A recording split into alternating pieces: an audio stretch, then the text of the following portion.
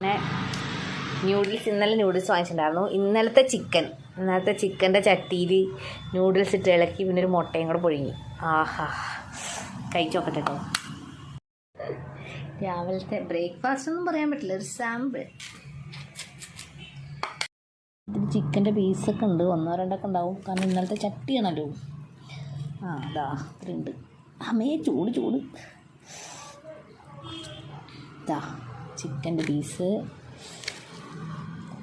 അതിൽ പീസുണ്ട്. അയ്യോ ചൂട്.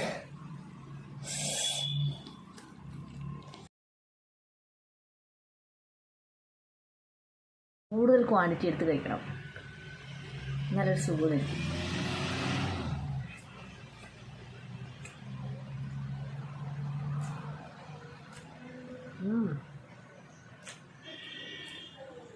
അടിപൊളിയായിട്ടോ.